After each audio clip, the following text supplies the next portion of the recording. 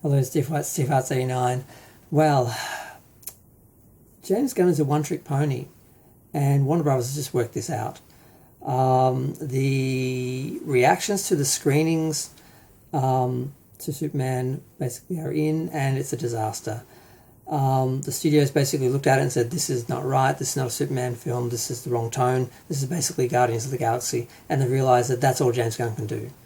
He's a one-trick pony, he's got one film in him, and that's just redoing Guardians of the Galaxy again and again and again with different characters. That's what he did with Peacemaker, that's what he did with Suicide Squad, and that's what he's done with Superman. He's made Superman a ensemble cast member in his own movie, because that's all he can do is just Guardians of the Galaxy, just a group of people, and if you throw enough of these characters at the wall, one of them will be likable, and that's sort of the best you can hope for. So this is a disaster. Now, normally when screenings and that are talked about, it's usually people are just making stuff. They want to say something about a film, so they just say, oh, someone saw a screening and they said this, that's how I know. That's usually fake, but James Gunn actually acknowledged, yeah, we've done screenings, so we know the reactions to the screenings are true and real. And basically what they're saying is it's Guardians of the Galaxy 4, it's a comedy, it's goofy, it only has a few moments of seriousness or emotional maturity, and it's basically a dumb James Gunn film made for teenage boys. It's juvenile. It's just wrong, and it's just how studio executives manage to do this every time. Hire the complete wrong person for the wrong reasons. Because basically they're just money people, they're not artists, they're not audience members, they're not even humans, they're just machines. They just work on numbers and statistics and analytics, and they look at someone like James Gunn and said, well, he made a really successful film, so a superhero film, so he should be able to make another superhero film, right? And they don't realise he's just got one trick. He's just, all he can do is keep remaking Guardians of the Galaxy with different characters. And they've given him complete free reign, or had. Now they've made him do reshoots, because he used to brag about he never did reshoots. I think he said his whole career he'd done like a day of reshoots split over different films, so he'd had to do a couple of hours of filming here and there because something had to be redone or they missed a shot or something. And he bragged about how if you basically finish the film and do it properly and spend the time to do the script properly and the development properly, you don't have to go back and reshoot anything. And then they had to go back and reshoot a bunch of stuff because it didn't work.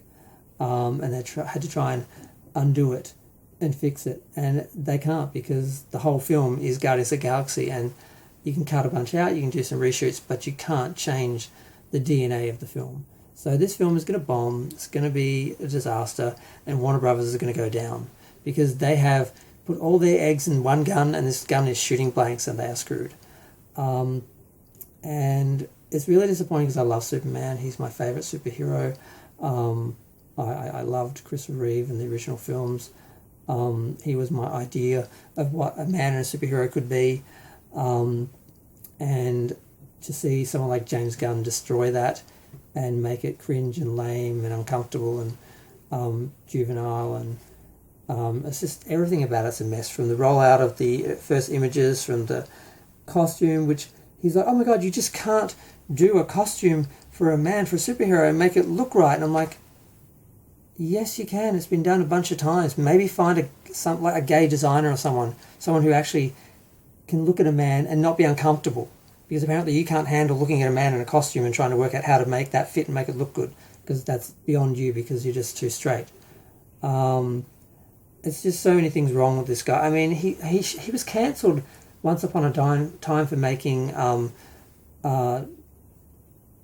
jokes about doing things to children, which I can't even say the jokes. I can't even comment. I can't even categorize the comments and jokes that he made back in the day.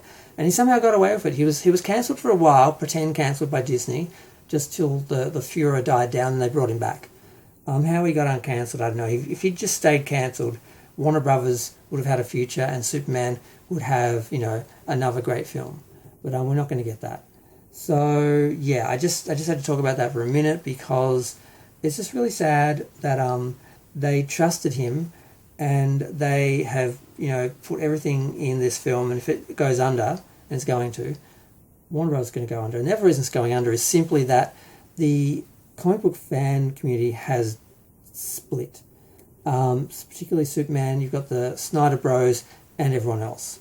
And then like the general audience. So you've got the casual fans, the Snyder Bros, and then you've got like the general audience, and you're never going to get all of them now anymore. Once upon a time it was just one audience, maybe two, general and fans. Now it's like split too many times, and you're never going to get them all.